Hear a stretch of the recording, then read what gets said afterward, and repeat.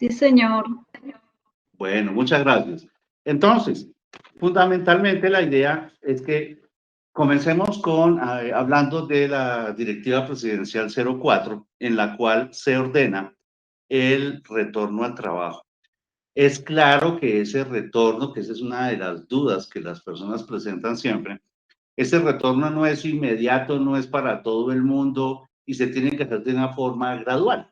Entonces, fundamentalmente, a donde apunta esta resolución es, uno, al retorno, dos, al compromiso que tienen las personas con su autocuidado, porque ya no es el gobierno el encargado de estarnos repitiendo que nos tenemos que cuidar, el aislarnos, el prohibirnos el tránsito, por ejemplo, por algunas zonas, porque son zonas de alta incidencia de COVID, sino que ya es una responsabilidad individual, pero es una responsabilidad proyectada a todas las personas, a toda la comunidad.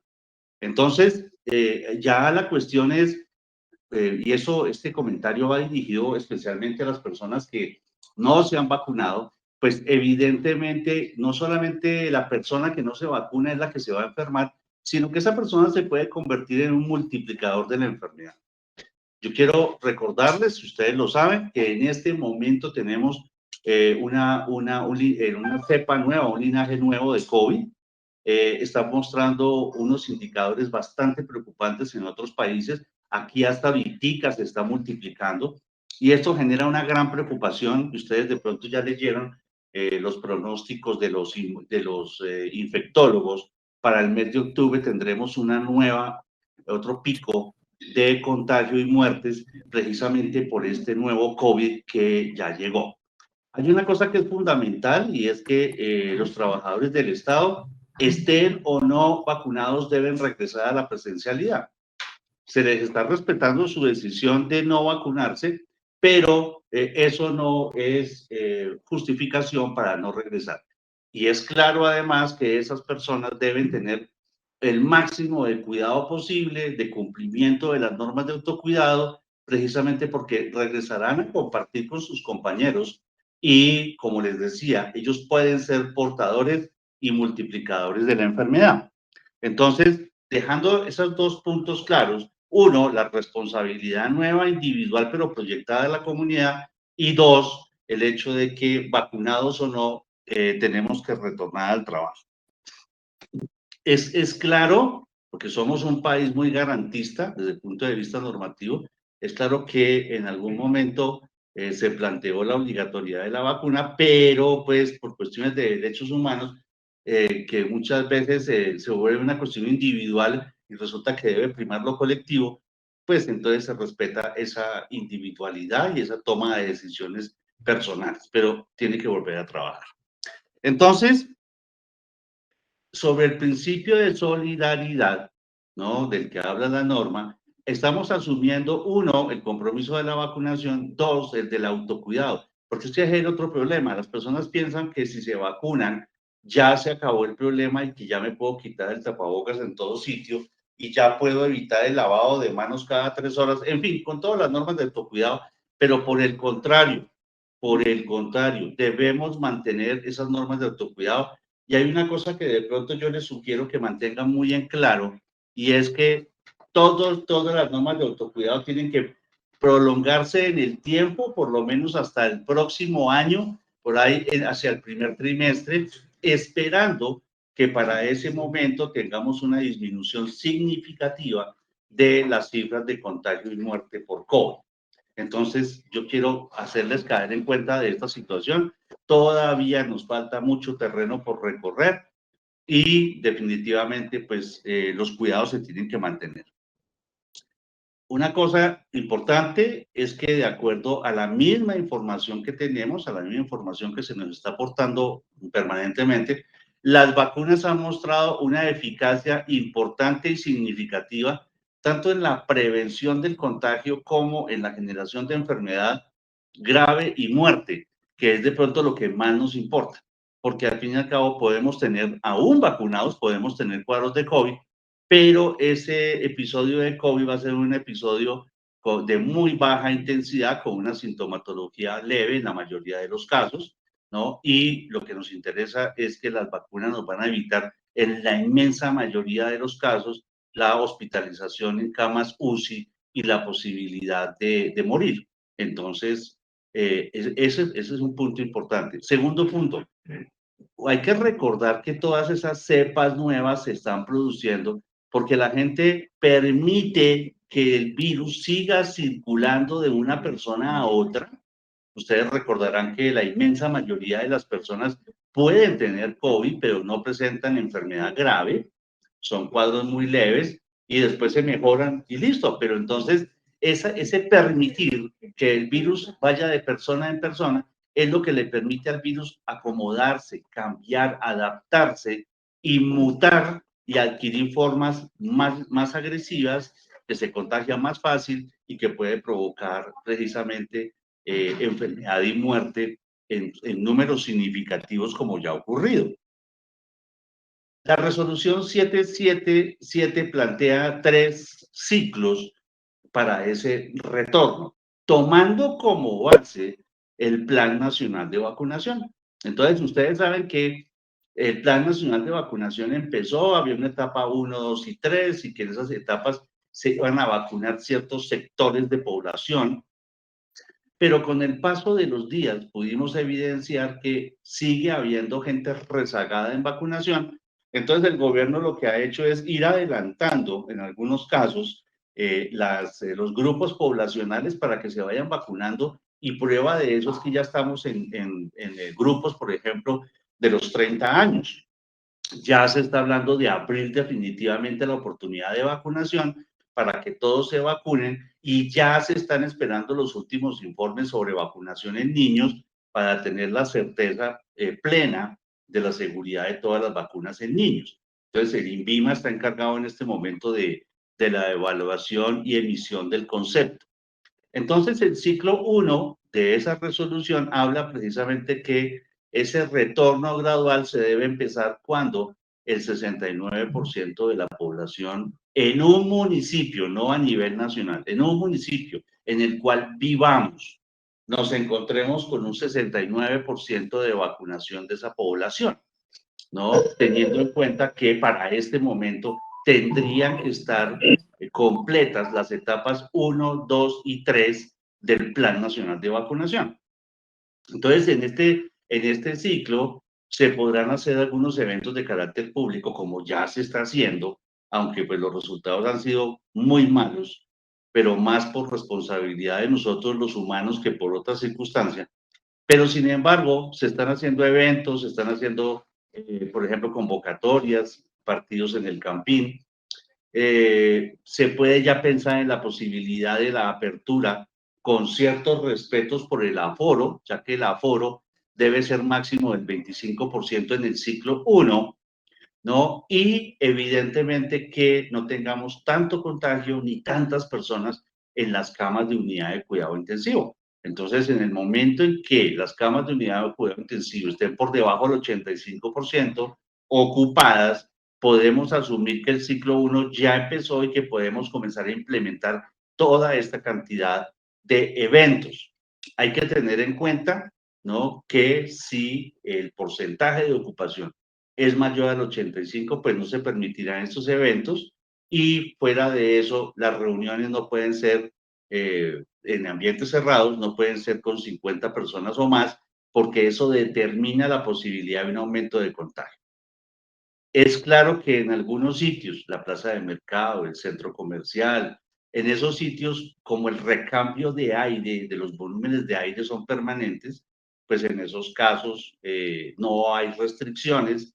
Las personas tienen que tener los cuidados del caso, su tapabocas, distanciamiento social, pero no hay restricciones precisamente por esa característica de ese recambio permanente del aire.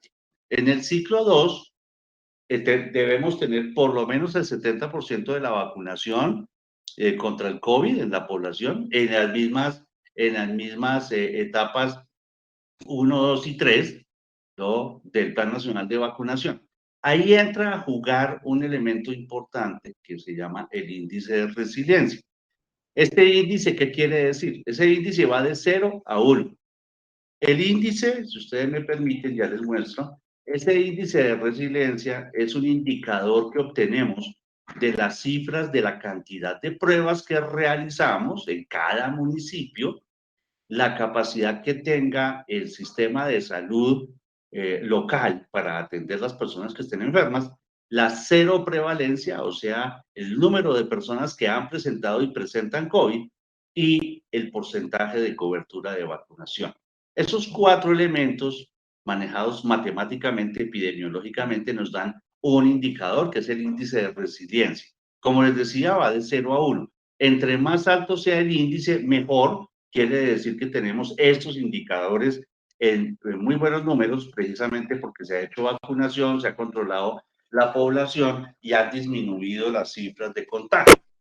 Entonces, cuando tengamos el punto 5 de índice de resiliencia, entonces, y fuera de eso, más del 70% de vacunación, entonces tendremos la oportunidad de ingresar al ciclo 2, ¿no? Que ya podremos tener los mismos eventos masivos con un aforo máximo del 50% y manteniendo por lo menos 1 metro. Con respecto a ese metro de distanciamiento de persona a persona, pues hay algunas discusiones al respecto, porque por ejemplo la OMS ya dice que podemos estar con una distancia de 1 metro, pero los centros de investigación de enfermedades de los Estados Unidos dicen que no, que es preferible mantener 1,5 metros a 2 metros, pero la resolución habla de 1 metro. Entonces, este ciclo 2 se terminará en el momento en que lleguemos al índice de resiliencia .74, que pasaremos al ciclo 3. En el ciclo 3, evidentemente los aforos se aumentarán al 75%, se aumentará el número de eventos masivos, ¿cierto? Ya habrá mayor libertad, pero vuelvo y repito, eso no quiere decir que abandonemos las medidas de protección. Eso seguirá amarrado a la demanda de camas COVID en las clínicas, ¿no? Porque de todas maneras, pues muy seguramente gente, aún estando vacunada, esa gente puede llegar a tener COVID, pero será, como les decía, episodios leves, sin ninguna implicación importante ni compromiso de la salud. Entonces, mientras tengamos por debajo de 85% la demanda de camas COVID, podremos ir aumentando y a medida que se vacuna más la población, disminuimos el contagio, entonces ese índice de resiliencia irá aumentando y ya podremos llegar al 75% de la capacidad de la infraestructura de cualquier sitio donde se vaya a realizar un evento. Es claro que hay dos elementos básicos, el distanciamiento social y la vacunación, lo que va a permitir, además de los otros elementos, de permitir el controlar el contagio. Vuelvo y les repito, los contagios, la llegada de nuevos virus se debe a culpa de nosotros mismos, porque nosotros hemos permitido que ese virus circule libremente y que haya contagiado muchísimas personas. Y ese paso de persona a persona es lo que le da las características y la capacidad de cambiar y hacerse más agresivo o más contagioso. Entonces, esto en términos generales, pues evidencia la necesidad, uno, de seguirnos cuidando y dos, la necesidad de retornar al trabajo porque pues la economía es parte fundamental en la vida de todos nosotros. Nosotros no podemos seguir indefinidamente encerrados en las casas. El gobierno no tiene la capacidad económica para seguir subvencionando una serie de grupos poblacionales. Entonces tenemos que retornar a trabajar y reactivar la economía. Ahora, ese retorno, pues es claro, la resolución lo plantea, pues se puede hacer de una manera concertada con el empleador, con la organización, con la institución. ¿Qué es lo que se va a buscar con esa concertación? Es precisamente evitar que la gente, por ejemplo, tenga contactos muy altos cuando usted, por ejemplo, va a utilizar el transporte masivo, ¿no? Por eso es que se incentiva y se le dice a la gente, use, si es posible, claro está, use más la bicicleta, la patineta, la moto, compartan el vehículo particular con la gente que vive cerca a usted para disminuir esa exposición que se presenta en el transporte público, porque ni siquiera en los peores momentos se ha podido cumplir con los aforos, hablando del Transmilenio, por ejemplo, nunca se ha cumplido. Siempre vemos el Transmilenio repleto. Entonces, ese es un elemento que nos toca intentar controlar de alguna manera. Igual que, por ejemplo, si se va a almorzar, hay que mirar la posibilidad de buscar sitios en donde se esté respetando el aforo. O si en su institución hay un sitio para almorzar, hay que determinar cuál es el aforo de ese sitio para que ustedes lo puedan utilizar. Entonces, dense cuenta de la necesidad de todavía mantener una serie de medidas que nos permitan mantenernos sanos. Ya, por ejemplo, cuando hablamos de aislamiento, pues evidentemente el aislamiento el trabajador lo tiene que cumplir, ¿no? Y la institución tiene la obligación también de cumplir con ese aislamiento. El aislamiento precisamente se nos ha presentado algunas inquietudes, porque en algunos casos, aunque la labor de los individuos, no estoy hablando de USPEC, sino de la generalidad, muchos individuos tienen que estar presencialmente en su institución o en su empresa, pero sin embargo les dan orden de aislamiento, más no les dan incapacidad. Entonces, si usted sabe a conciencia que su trabajo debe realizarse intramuralmente, se debe realizar en la institución, pues usted debe pedir incapacidad. De resto, pues serán órdenes de aislamiento. Pero la importancia del mensaje en este momento es que ese aislamiento se debe cumplir sin importar justificaciones de ninguna clase, ni de una parte ni de otra, ni del trabajador ni de la institución. Ahora, recuerden, si usted está en su casa y usted tiene, ya lo citaron para retornar, pero usted se siente enfermo, pues no venga a trabajar. Repórtese con la empresa, con seguridad y salud en el trabajo, y repórtese con la EPS, porque eso tiene que quedar registrado en su EPS, que usted se reportó y que usted puede ser una persona sospechosa para COVID. Porque si usted no puede simplemente decir no voy a trabajar hoy, porque ¿cómo justifica su ausencia? Entonces, por favor, si están enfermos, si tienen síntomas respiratorios, síntomas, por ejemplo, como flujo nasal, dolor de cabeza, lagrimeo, dolor de garganta, dolor de estómago, diarrea, o evidentemente si tiene pérdida de olfato y gusto, pues evidentemente usted tendría un COVID. Entonces, quédese en su casa, no se exponga ni exponga a los demás, pero avise a la empresa y a la EPS.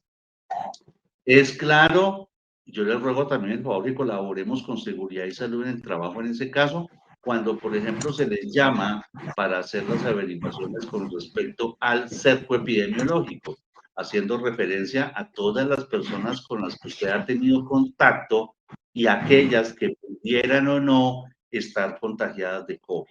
Y usted también haber contagiado a otros. Eso es lo que busca el cerco, determinar, identificar las personas que posiblemente han tenido un contacto estrecho con usted y que usted los pudo haber contagiado o lo contagiaron. Entonces tengan en cuenta, por favor, eso. Ahora salió el decreto 277 de la Alcaldía Mayor de Bogotá, salió el 30 de julio. Ese decreto precisamente lo que busca, aunque simplemente reafirma la inmensa mayoría de los conceptos de la resolución 777, pero aplicándola a la ciudad de Bogotá. Entonces la señora alcaldesa pues dice que a partir de la expedición, o sea, 30 de julio del presente decreto, se podrán realizar en Bogotá eventos de carácter público o privado. Simple y llanamente reflejo de la 777. Pero ella ya da un aforo del 50% de la capacidad porque en teoría Bogotá está ahorita con un porcentaje menor del 85% de demanda de camas de unidad de cuidado intensivo. Entonces, aumentaron a 50% el aforo para los eventos, ¿no? Entonces, sencillamente se puede permitir el ingreso, las personas deben cumplir con los requerimientos de autocuidado, pero como les decía al principio, lamentablemente, pues el experimento fue un fracaso. Entonces, hay que tener mucho cuidado. Ahora, de la misma 277, ¿no? es sencillamente que los parámetros determinados en la 777 se tienen que también aplicar en Bogotá, ¿cierto? Entonces, hay que tener muy en cuenta, si ustedes de pronto trabajan en USPEC, pero adicionalmente tienen un negocio en donde entra público o prestan algún tipo de servicio público, pues evidentemente deben cumplir con todos los requerimientos que plantea desde la resolución 666. Hay unos requerimientos que la persona debe llenar, el negocio debe cumplir en el momento de solicitar el permiso para su funcionamiento. Ahora, el cumplimiento de los protocolos de bioseguridad, pues son obligatorios, eso es estricto. Es claro que el protocolo no se cumple si yo quiero o no, sino que se debe cumplir. Lo que les voy a decir es a título informativo, más no de manera reactiva, es que recuerden que el cumplimiento del protocolo tiene varios componentes legales, o sea, no solamente es la posibilidad de que usted incumpla y usted se convierta en un promotor de la enfermedad en otros individuos, y eso está consagrado en el Código Nacional precisamente de Salud Pública, sino también en el hecho de que si usted no cumple ese protocolo, asuntos disciplinarios puede cogerlo a usted y hacerle entender por otros mecanismos la obligatoriedad del cumplimiento del protocolo. Entonces, piensen que el protocolo existe es para beneficio individual y colectivo. Entonces, por favor, cumplan. Ahora, se habla de teletrabajo y ese teletrabajo lo plantean en la 277, pero ustedes recordarán que en este momento el gobierno nacional, cuando hablamos de la 777, para nada habla de teletrabajo, exceptuando casos muy específicos y que demuestren la necesidad de quedarse en su casa por este medio de trabajo, que sea virtual. Pero entonces, en este momento, teletrabajo solo se plantea para las personas que tengan COVID certificado y que tengan una orden de aislamiento o incapacidad. Solamente en ellos se está aplicando. Ahora, en el caso de Bogotá, ¿no? La alcaldía de Bogotá para sus dependencias planteó que a partir del lunes 2 de agosto del 2021 deben asistir a laborar todas las personas mayores de 40 años y a partir del 17 de agosto todos aquellos mayores de 30 años. ¿Por qué esta estratificación o selección? Pues por una razón muy sencilla, porque en este momento las personas mayores de 30 años ya se tienen que estar vacunando. Y si se no se está vacunando. Entonces ya se plantea y se le dice, bueno, para el 17 de agosto, de 30 años para arriba, todo el mundo tiene que estar laborando. No es invento de la alcaldía, sino eso va apegado, como les decía, al Plan Nacional de Vacunación. Entonces, si asumimos esto, no, hay que tener en cuenta que usted puede presentar cualquier tipo de enfermedades y ya el acceso, porque ya precisamente en algún momento la justificación era la imposibilidad de tener acceso a los servicios médicos por la alta demanda por COVID. Ya en este momento, y de acuerdo a las cifras, la Alcaldía Mayor de Bogotá, en la Red General de Servicios de Salud, autorizó de nuevo procedimientos médicos, todos los procedimientos médicos, cirugías, por ejemplo, cirugías programadas, internación, la consulta externa, ¿cierto? Y todo lo que fuera manejo y terapéutica. Entonces, en estos casos, ya ustedes pueden acceder más fácilmente a los servicios de su EPS para realizar todas las gestiones que sean necesarias en el manejo y control de las enfermedades que ustedes puedan presentar. Como les decía al inicio, pues es claro que la prevención del COVID se basa fundamentalmente, uno, en la vacunación y dos, en el mantener el lavado de manos, distanciamiento social, el uso adecuado de tapabocas y una ventilación adecuada. El distanciamiento físico, como les decía, idealmente yo lo sugiero entre 1,5 metros y 2 metros, aunque la norma dice que 1 metro. Pero de todas maneras, pues procuremos siempre en la mayoría de las áreas donde nos encontramos mantener esa distancia de 1 metro por lo menos. En los sitios de trabajo es claro que se debe determinar el aforo de acuerdo al momento en que nos encontremos de los ciclos. Ese aforo irá cambiando y se aumentará cada día que pase el número de trabajadores, pero siempre y cuando se mantenga el distanciamiento que se acaba de enunciar, ¿no? Igual se aplica para todas las zonas de la institución donde nos encontremos. Hay zonas, por ejemplo, los baños, los sitios donde nos reunimos a tomarnos un tinto, el área donde consumimos alimentos. Esos son momentos en que de pronto nos podemos descuidar mucho y yo les ruego el favor que mantengan todo el cuidado posible y mantengan esas restricciones con respecto al contacto estrecho. Eh, Otra cosa, por ejemplo, aún estando en las oficinas, pues procuremos hacer las reuniones como lo estamos haciendo ahora, por ejemplo, virtualmente, ¿no? Entonces, con eso evitamos los contactos, evitamos, no procuramos el acercamiento entre las personas y existe el medio, pues utilicémoslo. Otra cosa importante, no presten los elementos de trabajo, ¿no? En la oficina. No presten no sé, el sacagancho, la cocedora, el mouse, el teclado, los portátiles.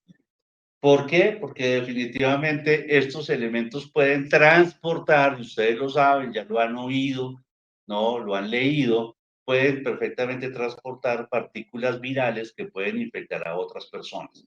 Entonces, de ahí la necesidad de mantener esa restricción en prestar los elementos de uso personal. Hay otra cosa antes de que se me olvide, y es que no podemos delegar el 100% del aseo de nuestros puestos de trabajo a las señoras de servicios generales o a los señores de servicios generales. ¿Quién más puede estar preocupado por mi salud que yo mismo? Entonces, procuren ustedes mismos tener, se supone que la empresa pone a su disposición alcohol, pone a su disposición gel antibacterial, entonces utilicen ese tipo de elementos para asear y desinfectar el plano de trabajo a diario, por lo menos 2 veces al día. Por favor, limpien y desinfecten el teclado, el mouse, el celular, que son elementos de uso muy frecuente. Entonces, por favor, mantengamos el aseo. Procuren no mantener muchos elementos en el plano de trabajo. Dejen estrictamente lo que les sea necesario. Y fuera de eso, procuren no intercambiar ni prestarse documentos. En el papel también se puede transportar el virus. Los CPPs, aquí hasta donde yo tengo entendido, les están cumpliendo, les están entregando el elemento de protección personal necesario para la jornada. O sea, les entregan un tapabocas diario. Entonces, ese tapabocas debemos tenerle mucho cuidado, ¿no? Porque son elementos que fácilmente se pueden humedecer, se pueden ensuciar, se pueden dañar, pues por las características del material. ¿No? Entonces hay que tenerle mucho cuidado a estos elementos, pero el uso adecuado y continuo del elemento pues nos brinda la protección necesaria. En el caso de los guantes se aplican solamente para ciertas áreas, por ejemplo, o ciertas personas, en el caso de servicios generales, ¿no? A ellos les entregan guantes, no sé exactamente si acá sean guantes reutilizables o no, pero lo importante que es, si son desechables, pues se tienen que disponer, terminada la jornada, se tienen que disponer en el sitio adecuado. Si no son desechables, esos guantes tienen que lavarse con agua y jabón y desinfectarse todos los santos días y dejarlos en un sitio que estén protegidos. Entonces tengamos muy, muy en cuenta eso. Yo pienso que sobra recordarles y recomendarles que no se pueden compartir elementos de protección personal, ¿no? Eso es como compartir cualquier otra prenda de vestir. Entonces, les sugiero y les recuerdo que no se deben compartir esos elementos. Ahora, el tapabocas, ustedes saben que es de uso obligatorio y permanente. ¿Por qué? Porque definitivamente el tapabocas es un elemento que me genera una barrera de protección del ambiente mismo y que eso me permite que yo no me contagie fácilmente. Entonces, por esa razón es de uso obligatorio.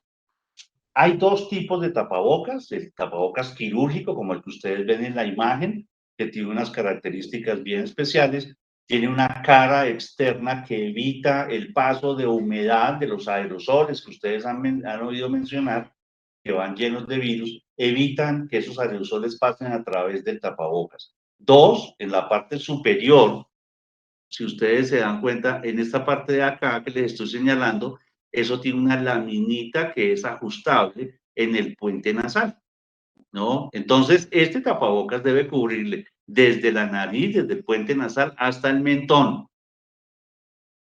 Recuerden que para colocárselo se debe coger de las tirillas elásticas que tiene el tapabocas.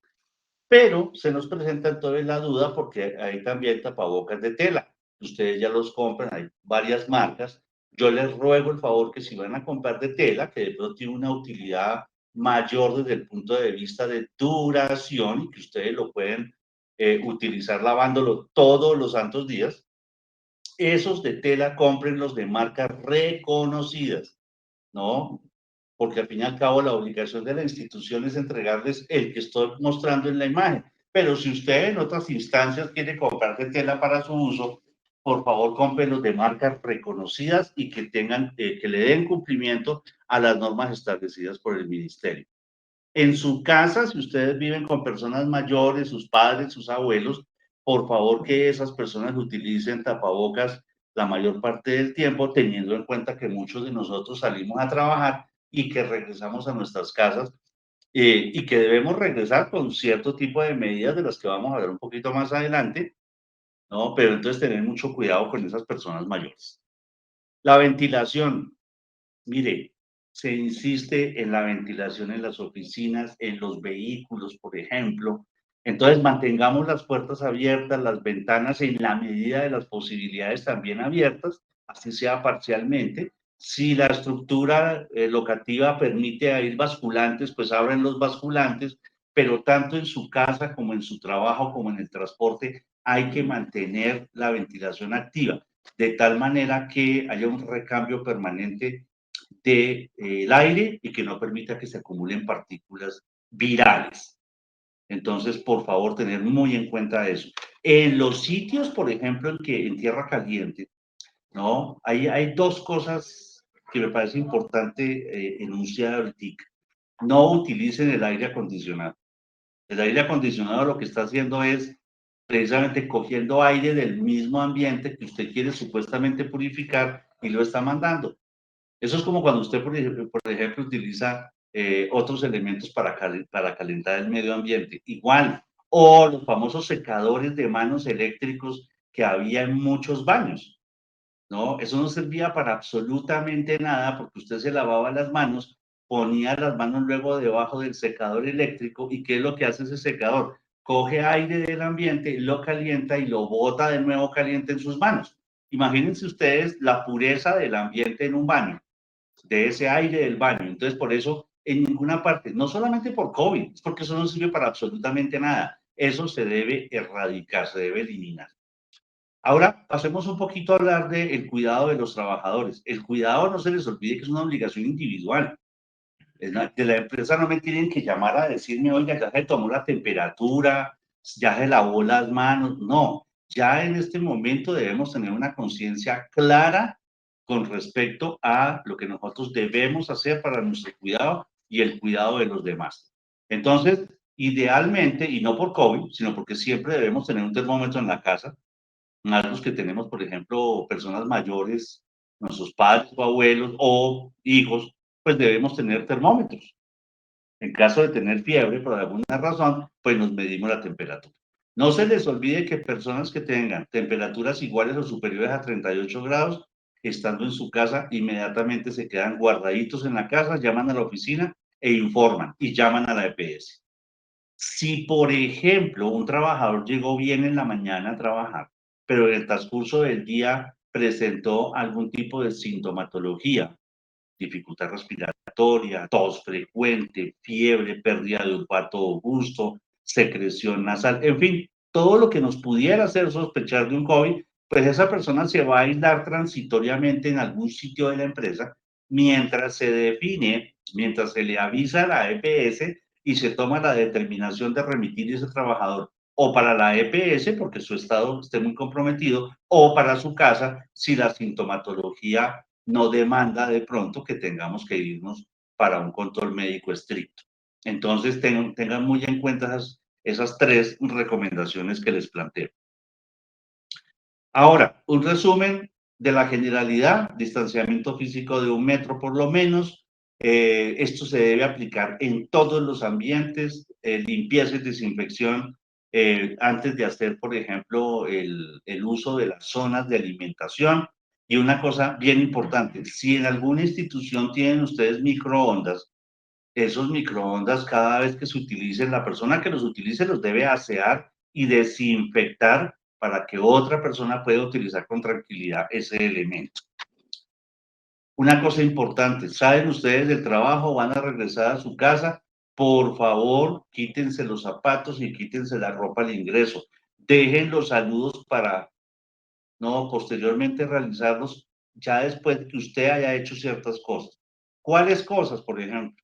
Uno, se quitó la ropa, si la ropa usted la lava en su casa, de una vez meta de la lavadora, o si es ropa de lavandería, métala en bolsa sellada para que luego la lleve a la lavandería. Y la marca. Fuera de eso, se mete a la ducha, se baña, no hay necesidad de que sea un baño largo, agua y jabón, agua caliente y listo Medellín. Una cosa muy importante, a los médicos laborales nos está llegando mucho en este momento pacientes con problemas de dermatitis y la gente pues dice, aduce que no, que se debe al jabón, pero por lo general hay dos problemas. Uno, que se está utilizando en algunas ocasiones detergente que no se debe usar para el aseo de las manos. Y dos, que no hay un enjuague adecuado y un secado adecuado de las manos, principalmente en las regiones interdigitales, en medio de los dedos. Ahora, con mayor razón, en la ducha, cuando usted se baña en la noche, pues esa ducha usted tiene que secarse muy bien, secarse detrás de las orejas, el cuello, las axilas, las ingles, la cola, los dedos de los pies. ¿Por qué? Porque ahí pueden quedar restos de agua o restos de jabón que pueden procurar y generar algún tipo de irritaciones o dermatitis. Pero por favor, fundamental, no utilicen detergentes para el lavado de manos. Ese detergente que usted utiliza para lavar la loza después de las comidas, usted debe ponerse guantes. Usted no se debe confiar y debe ponerse guantes para que sus manos no se vayan a irritar y se vayan a enfermar. Entonces, eso ya lo habíamos hablado de personas de alto riesgo. Ahora, en el aislamiento de los trabajadores, eso dependerá de varias cosas. Ustedes han visto que algunos trabajadores los aíslan 10 días, otros los aíslan 14 días. Por lo general, el aislamiento de 14 días se deja para aquellas personas a las que no se les hizo PCR, la prueba PCR, que no hay una certeza absoluta de la cantidad de días que han transcurrido después del contagio. Y el aislamiento de los 10 días será aquellos casos en que la persona se le haya hecho PCR.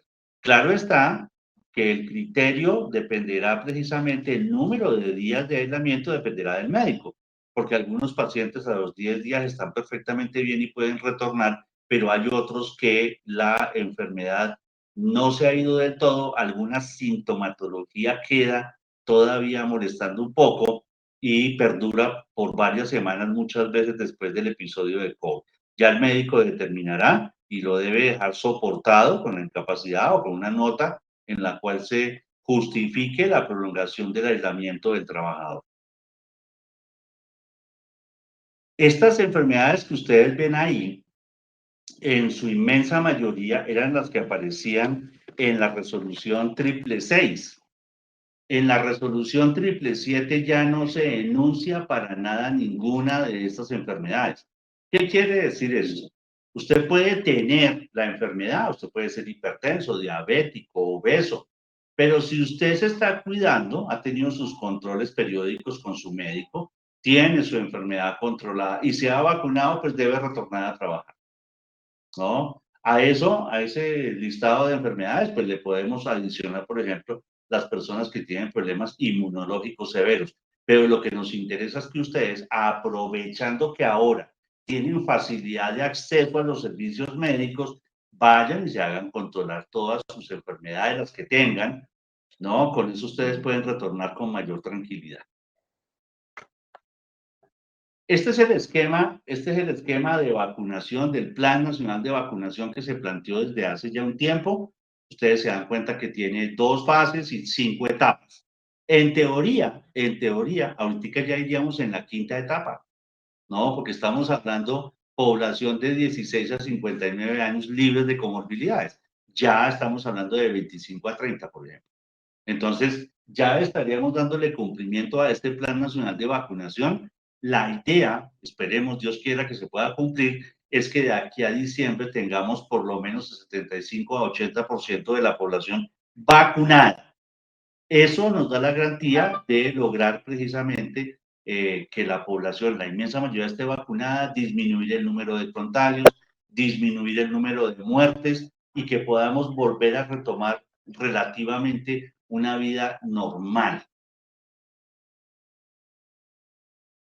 Hablemos un poquito de las vacunas y yo les pido el favor, a los que me estén escuchando, les pido el favor de vayan pensando de pronto en esas dudas que ustedes tienen. No se preocupen, pregunten todo lo que ustedes quieran. La idea es que esto quede muy claro, ¿no? Con respecto a esos temas de vacunación. Reitero, yo respeto a la persona que no se quiera vacunar, es su problema, es su decisión, pero yo quiero que me escuchen, denme precisamente la oportunidad de darles algunas pautas a ustedes y que ustedes pregunten y dilucidamos toda esa serie de dudas que se pueden presentar. Yo voy a decir una cosa, puede sonar un poquito agresiva, pero lo digo con todo respeto, y es que muchas personas ingresan a Internet, a YouTube, por ejemplo, y YouTube es un punto que definitivamente el 98% de lo que sale ahí es basura. Hay, por ejemplo, direcciones en Internet donde ustedes pueden ingresar y obtienen toda la información científica que ustedes quieran. Por ejemplo, Organización Mundial de la Salud, Oficina Panamericana de Salud, Agencia Europea de la Salud, Ministerio de Salud en Colombia. Entonces, yo les ruego el favor que no confíen en toda esa cantidad de información, lo que llamamos fake news en la actualidad, sino váyanse a sitios respetables y reconocidos que le pueden brindar una información adecuada. Yo no entiendo por qué ahorita hay tanta reticencia con la vacuna del COVID, cuando desde 1972 que empezó el plan ampliado de inmunización a nivel nacional, nosotros mismos, nuestros padres nos llevaban a que nos vacunaran. Ustedes a sus hijos pequeños los estaban llevando a sus EPS a que los vacunen contra DPT, contra polio, contra hepatitis. ¿Por qué con esas vacunas no pusieron ningún problema? ¿Y por qué con estas sí? Esa es una duda que yo tengo. Entonces, caigamos en cuenta que ya las vacunas hace muchísimos años vienen siendo un elemento esencial en la vida de todos los humanos que han permitido que cientos de millones de personas, pienso yo que hasta miles de millones de personas hayan sobrevivido desde, por ejemplo, la primera vacuna que fue contra la viruela hace 200 y pico de años. Entonces, tengan en cuenta que las vacunas han permitido es que la humanidad sobreviva a una cantidad de enfermedades que hay en el ambiente. Entonces, ¿qué es lo que hace una vacuna? Nos brinda una información que nos permite, ¿no?, generar una cantidad de defensas contra una bacteria, contra un virus, que esas bacterias o virus en un momento nos pueden agredir, nos pueden enfermar y nos pueden matar. Puede ser COVID, puede ser hepatitis, puede ser tétano, puede ser la patología que ustedes quieran, pero las vacunas nos han brindado esa protección a través del tiempo. Entonces, si nos ponemos a mirar y comparar, es claro, y hay una cosa que de pronto yo quiero hacerles caer en cuenta, no existe una vacuna que sea 100% efectiva para ninguna enfermedad, para ninguna. Las vacunas tienen cierto grado de protección, nos brindan esa protección, pero nosotros debemos también ayudarnos. Entonces, hay que tener en cuenta que muchas veces a las personas se les ponen vacunas y las personas nunca desarrollan anticuerpos para defenderse. Eso es lo que llamamos pacientes no respondedores. Afortunadamente, es una ínfima cantidad de personas que presentan esta característica. Pero lo que les quiero dejar en claro es que todas las vacunas nos sirven, nos han servido y nos servirán, incluyendo la del COVID, y que todas tienen un grado de protección diferente. Entonces, habrá, por ejemplo, condiciones en que uno le aconseja a la persona que no se aplique una vacuna. Por eso es bueno que ustedes consulten con su médico de confianza, el que conozca su historia médica, para que él les diga si usted se puede o no aplicar una vacuna, y más si usted presenta algún tipo de comorbilidad. Lo común es que las personas que sufren de alergias muy severas y que ya han presentado alergias anteriormente, esas personas no se deben vacunar hasta que no tengan esa revisión de su médico tratante y que les autorice o no. Yo puedo estar con una enfermedad grave, yo puedo tener la enfermedad que sea, pero la vacuna para nada me va a perjudicar, por el contrario, me va a proteger. Entonces, había por ahí una teoría con respecto a que no se podía vacunar a las personas que tuvieran una u otra enfermedad porque eso iba a complicar la enfermedad. Eso no es cierto. Entonces, ¿cómo actúan esas vacunas? Las vacunas en general.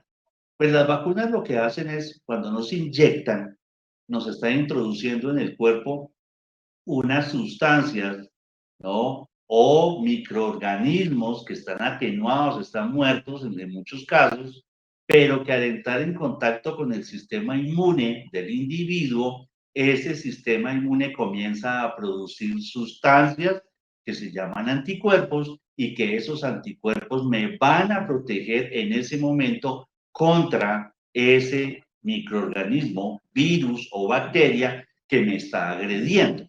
Adicionalmente, hay unas células que se encargan de reconocer esta bacteria o virus y de guardar la información para el futuro. Si yo en el futuro llego a tener de nuevo contacto con ese bicho, con esa bacteria, con ese virus, mi cuerpo comenzará de nuevo a producir anticuerpos para ayudarme a defender de ese microorganismo. Entonces, fundamentalmente, eso es lo que hacen las vacunas, proveerme información para yo producir defensas contra una enfermedad. ¿Qué vacunas tenemos en este momento? Tenemos Pfizer, BioNTech, tenemos AstraZeneca, Sinovac, Moderna y Janssen. Eso es lo que se está utilizando en la generalidad del territorio nacional. Hay otra cantidad de vacunas, por ejemplo, la vacuna rusa, que dicen que es muy buena, pero no ha sido aprobada por la Organización Mundial de la Salud, por esa razón pues no ha llegado acá.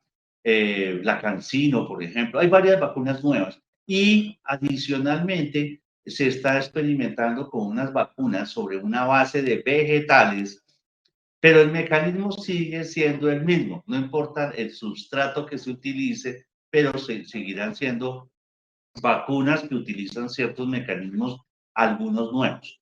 Entonces ustedes se preguntarán y dirán, sí, pues es que esta vacuna genera mucha desconfianza porque esta vacuna la hicieron en menos de un año.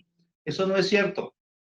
El mecanismo para la producción de las vacunas ya viene siendo estudiado desde el año 2002, cuando apareció una enfermedad que se llama el MERS en el Medio Oriente y otra que fue otro síndrome producido por coronavirus, que era la conocida en la generalidad como SARS.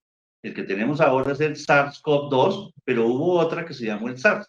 A partir de esas dos enfermedades se comenzaron a investigar una cantidad de mecanismos nuevos para vacunación y eso sirvió para que la vacuna actual del COVID-19 tuviera una agilidad mayor para ser producida y para ser distribuida y vacunados, como hasta ahora vamos. La inmensa mayoría de nosotros, pues yo pienso que ya estamos vacunados y los que no ya están próximos a hacerlo. Entonces, no es que haya vacunas buenas, regulares o malas. En términos generales hay una frase, y ustedes la han oído, pero es una frase verídica. La mejor vacuna es la que le van a colocar a usted. ¿Sí? Porque sé qué hacemos si no hay más vacunas. no podemos tener vacunas para que cada individuo seleccione la marca que él quiera, pues porque no se puede, no tenemos el acceso a eso. Y fuera de eso, porque ninguna vacuna ha mostrado, ¿no?, una efectividad, una cobertura, una falta de efectos secundarios tan importante como para uno decir, es que esta vacuna es mejor que la otra. Entonces, hablemos un poquito de cada una de las vacunas. Por lo general, exceptuando la Janssen, que es de una sola dosis, todas las vacunas tienen dos dosis. Esas dos dosis se aplican por lo general en la región del brazo, en la región deltoidea, y se aplican con un intervalo que puede oscilar más o menos entre los 21, ¿no?, hasta los 84 días. Por ejemplo, en el caso de la Sinovac, dice que son dos dosis y se puede aplicar con un intervalo de 56 días. La AstraZeneca con un intervalo de 20 a 84 días. La Pfizer 21 días. La Moderna 28 días. Entonces ahí se presenta otra pregunta que le hacen a uno frecuentemente y es que por qué en algún momento se estaba diciendo que la Pfizer la iban a aplicar con un intervalo mucho mayor. Yo les quiero hacer caer en cuenta de esto. Hubo varios factores. Uno, porque se estaba precisamente esperando resultados de investigaciones que planteaban la posibilidad de prolongar en el tiempo un poquito, aumentar el intervalo entre una dosis y otra. Dos, la necesidad que había de vacunas para aplicar a la mayor cantidad posible de personas. Y tres, que el volumen de vacunas que había disponible pues no era el suficiente, entonces necesitábamos ampliar un poquito ese intervalo. Pero que les quede una cosa clara, el intervalo, mientras no sea demasiado prolongado, no va a afectar de ninguna manera la efectividad de las vacunas. Por el contrario, si ustedes de pronto leen un poco más, y algunos de ustedes ya lo habrán hecho, habrán encontrado artículos médicos en los cuales se ha evidenciado que las vacunas pueden estar separadas por un periodo aproximado de 50 a 60 días, ¿no?, y que la efectividad no se disminuye, ¿no? La efectividad es la misma o aún puede ser mayor. Entonces, por eso no nos preocupemos. Si yo me paso una semana, 15 días, 20 días, no pasa absolutamente nada. La vacuna sigue siendo exactamente la misma, con las calidades exactamente iguales. Ahora, con respecto a los efectos secundarios, porque ustedes recordarán que recién que se empezó a aplicar la vacuna de AstraZeneca, ¿no? Esa vacuna de AstraZeneca le generó a la gente ciertos temores porque se presentaron casos en los cuales las personas presentaban problemas de coagulación a ciertos niveles, ¿no? Por ejemplo, el cerebral, pero resulta que con el tiempo,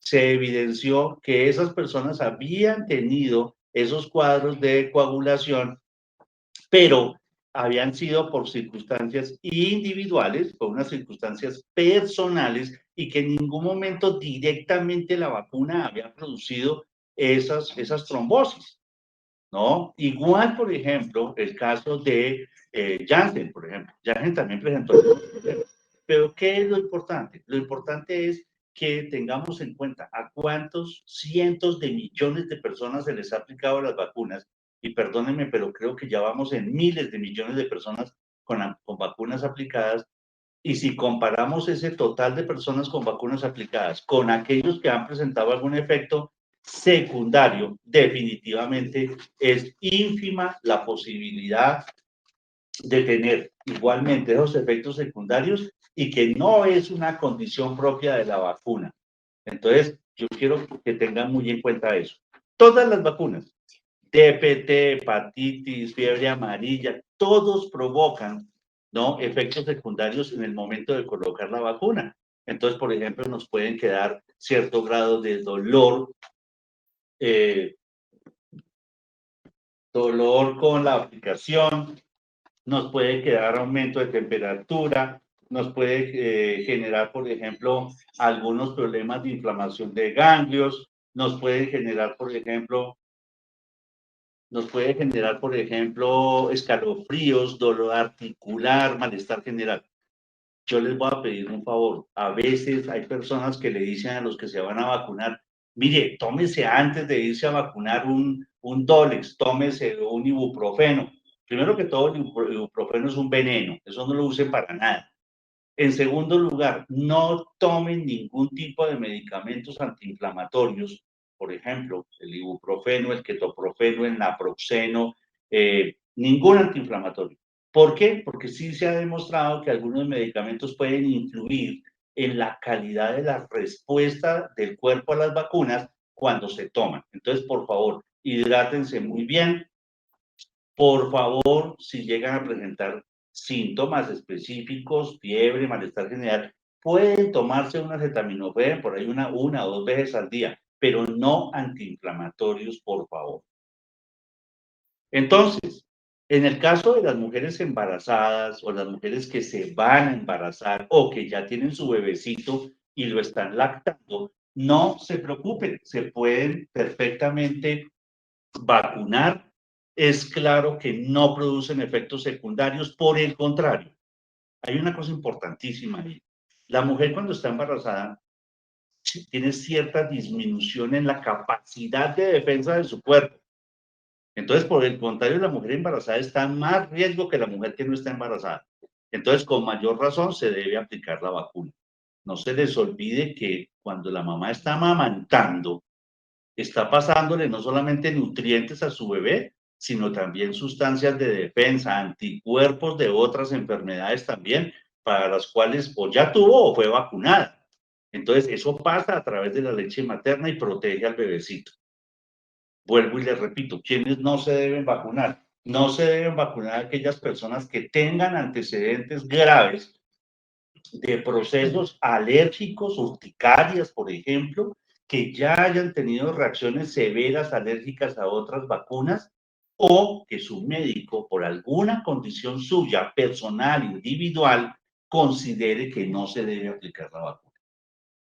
Ahora, efectos secundarios, por ejemplo, de interés. Sí, algunas vacunas han mostrado que se puede presentar una cosa que se llama el síndrome de Guillain-Barré, que es una forma de parálisis. Ha habido parálisis facial, ha habido algunos problemas de tipo neurológico, pero yo lo que quiero que ustedes caigan en cuenta es que esos problemas han sido mínimos. O sea, estamos hablando de 0.3, 0.4, 0.01 en algunos casos, y que la inmensa mayoría, o sea, el 99.9999 de las personas están perfectamente bien y ya tienen seguridad porque tienen su vacuna. Entonces, por favor, tengan en cuenta eso. Lo único que me resta por decirles es que definitivamente solamente nos queda darle cumplimiento a esas indicaciones que les acabé de dar, darles cumplimiento estricto, la protección de los niños, la protección de los mayores, y fuera de eso, esas recomendaciones generales que les acabé de dar, que son muy fáciles de cumplir y que les van a permitir tener una vida sana y seguir tranquilos y vivos, que es lo más importante. Entonces, por favor, cuídense mucho. Yo quisiera que aprovechar estos minutos que nos quedan para que ustedes pregunten lo que ustedes quieran, pero lo que me interesa es que llevemos la conversación a darle claridad a los conceptos. Aquí, perdón, antes de que me pregunten algo, me están preguntando por la tercera dosis de algunas vacunas. Mire, partan de un principio. La vacuna no lleva ni un año de estarse aplicando. Por consiguiente, los estudios hasta ahora van avanzando.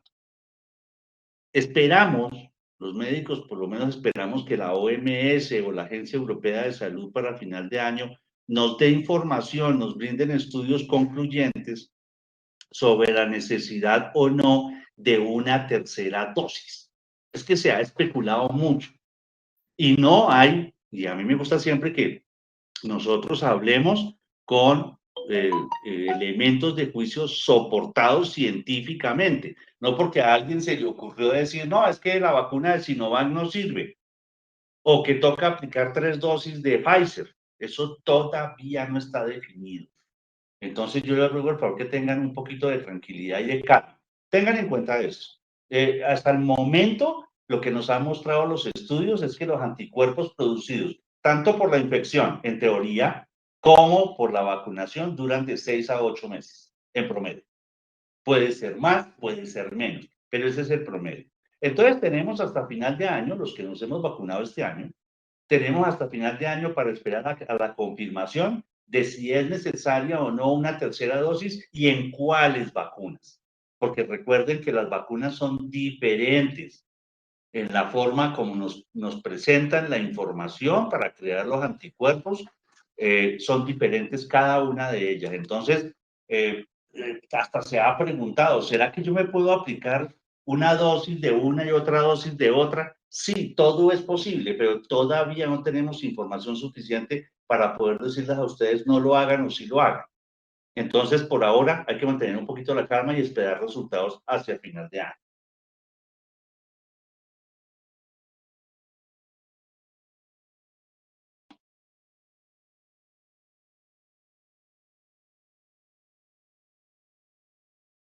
¿Alguien tiene alguna pregunta o hablé así de claro?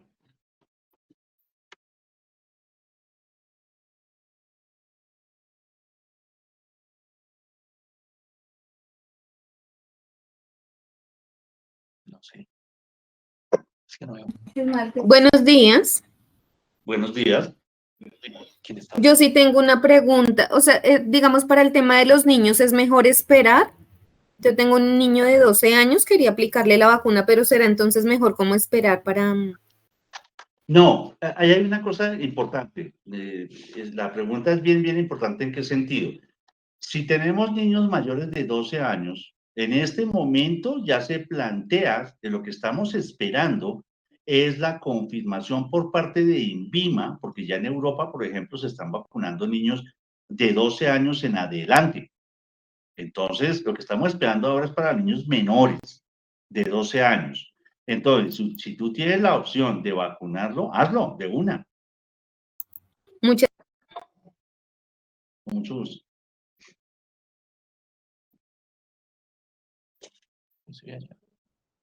¿Por qué no se allá?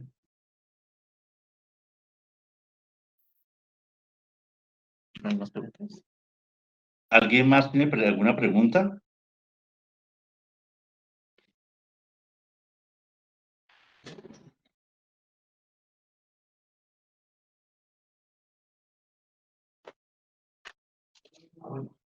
Digamos en mi caso, yo resulté alérgico a la penicilina. Pero diferente. De tu tipo, ¿por qué?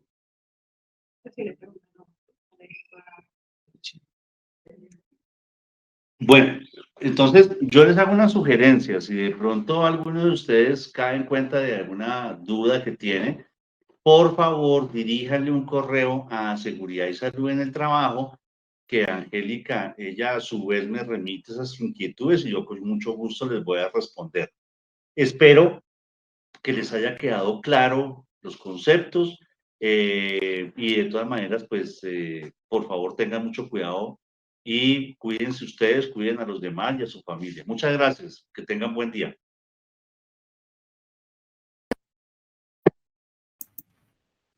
Muchas gracias, buen día. Gracias, muy amable. Feliz día. Muchas gracias. Buen día. Muchas gracias. Gracias, buen día.